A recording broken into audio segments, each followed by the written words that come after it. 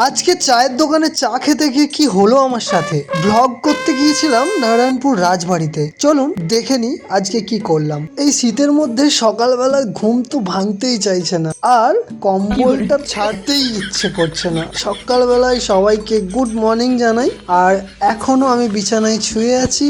আমি তো খুব অলস, সেজন্য সকাল 8টা বাজছে তা এখনো আমি উঠিনি। তারপরেও মনে হচ্ছিল যে আরো একটু ঘুমিয়ে নি, সেজন্য দেখতে পাচ্ছেন আমি শুয়ে আছি এখনো। সবাইকে সকালের অনেক অনেক ভালোবাসা, অনেক শুভেচ্ছা, গুড মর্নিং সবাইকে। তো তারপরে চাটা খেয়ে আমি করলাম আনবক্সিং। এই ডায়েরিটা অনেক দিন থেকে ভরা ছিল, ডায়েরিটা বের করা হয়নি, তো আজকে আনবক্সিং করলাম। ডায়েরিটা কেমন আমি আপনাদের দেখাবো, সবাই কমেন্ট করে জানাবেন এই ডায়েরিটা কেমন। দেখতে পাচ্ছেন 2025-এর ডায়েরি, কিন্তু ডায়েরিটা এখনো পুরো কোথাও কিছু লেখা হয়নি। ডায়েরিটা খুব সুন্দর, মানে যারা ফিল্ড লেভেলে কাজ করি বা প্ল্যানিং করে আমরা কাজ করি তাদের ক্ষেত্রে খুবই হেল্প হয়।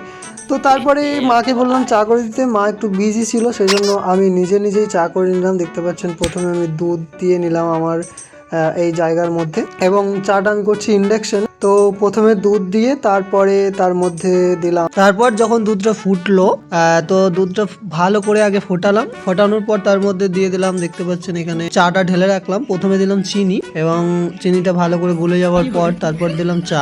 আর কিছু দিইনি, মানে আমি করছি, এবারে কোথায় কি ছিল আমি অতটা জানি না, মা জানতো। সেই জন্য আমি কি করলাম, চাটাকে ভালো করে 4-5 বার ফুটিয়ে নিলাম। ফোটানোর পর সেটা মানে একটু বেশি ফোটালে তার টেস্ট একটু ভালো হয়। দেখতে পাচ্ছেন চায়ের কালারটা খুব সুন্দর এসছে। তারপর বিস্কুট নিয়ে নিলাম এবং চা খেতে শুরু করলাম। তো চা করার যদি কারো ভালো আইডিয়া থাকে আমাকে কমেন্ট করবেন। তারপর আমরা বিকেলবেলা বেরিয়েছিলাম, আমি এবং ভাইপোকে নিয়ে রাজ দুজন মিলে আমরা যাচ্ছি নারায়ণপুর জমিদার বাড়ি, বড় বাড়ি এবং ছোট বাড়ি। আর আজকে আমার সাথে যাচ্ছে রাজ, এবং আজকে আমি ডাইনাকে বের করিনি, আজকে আমার সাথে আমার আব্বুর সুন্দরীকে নিয়ে যাচ্ছি, মানে আমার আব্বুর স্কুটি নিয়ে যাচ্ছি, এবং রাজবাড়ির দৃশ্য আমি দেখাবো। এবং এই ব্লগটা খুব তাড়াতাড়ি আসছে। যারা এখনো আমার ইউটিউব চ্যানেলটি সাবস্ক্রাইব করেনি অবশ্যই সাবস্ক্রাইব করে দেবেন, আর ফেসবুক বা ইনস্টাগ্রাম থেকে যারা দেখছেন আমার পেজটাকে অবশ্যই ফলো করে দেবেন। চলুন আপনাদের নিয়ে যাই নারায়ণপুর রাজবাড়ি।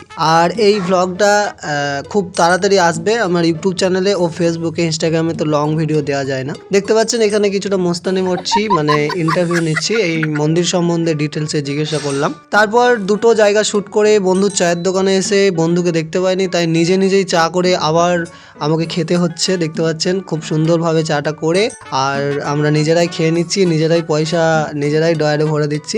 আর রাতের দিকে আমি পড়তে বসি, তাই রোজের মতো আজকেও পড়তে বসেছি। যাক, ব্লগটা এখানেই শেষ করছি, আমি পড়াশোনা করি।